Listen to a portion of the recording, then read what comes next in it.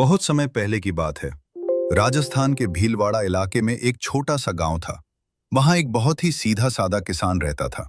न पढ़ा लिखा, न शास्त्रों का ज्ञान, लेकिन उसके दिल में एक ही इच्छा थी, काश मैं भी भगवान की भक्ति कर पाता। एक दिन वो किसान गांव के पंडित जी के पास पहुंचा, हाथ जोड़कर बोला, महाराज, हम तो खेत में काम करने वाले लोग हैं, पूजा पाठ का समय नहीं मिलता। कोई ऐसा नाम बता दीजिए जो हम हल चलाते हुए भी जप सकें। पंडित जी मुस्कुराए। उन्होंने कहा, अगर तुम्हारे पास गाय हैं तो तुम गोपाल गोपाल नाम जप लिया करो, क्योंकि गोपाल भगवान कृष्ण का ही नाम है। किसान बहुत खुश हो गया। उसने कहा, ठीक है महाराज, अब से हम यही नाम जपेंगे। और वो घर की तरफ चल पड़ा। रास्ते भर वो बोलता जा रहा था, गोपाल जी, गोपाल जी, गोपाल जी। लेकिन जैसे ही वो घर पहुंचा, अचानक उसे कुछ याद आया। अरे, नाम क्या था? गा से था। गा से था। वो बहुत कोशिश करता रहा, लेकिन उसे याद ही नहीं आया। करीब 1-2 घंटे तक वो सिर पकड़कर बैठा रहा। फिर अचानक उसके मन में एक शब्द आया, गप्पू।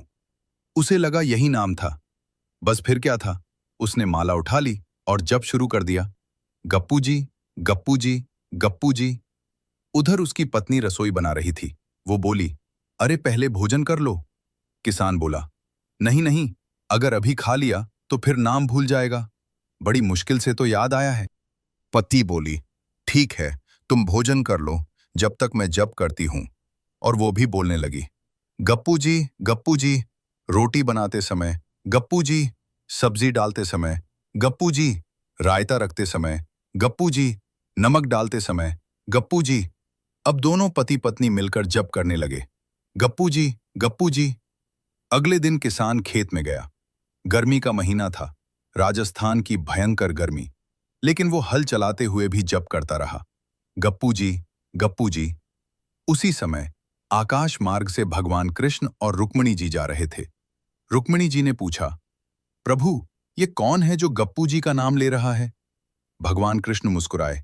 उन्होंने कहा, ये हमारा ही नाम ले रहा है। रुक्मिणी जी चौंक गईं। उन्होंने कहा, प्रभु, हमने तो आपके हजारों नाम सुने हैं, गोविंद, गोपाल, माधव, मुरारी, लेकिन गप्पू जी नाम तो कभी नहीं सुना।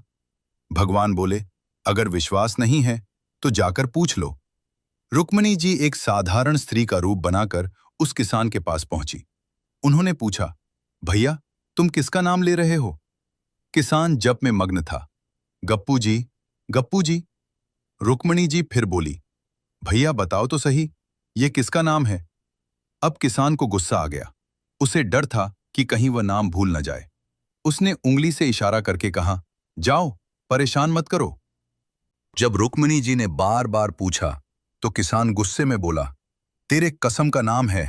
रुक्मिणी जी भागकर भगवान कृष्ण के पास पहुंच गईं। भगवान पेड़ के पीछे खड़े मुस्कुरा रहे थे।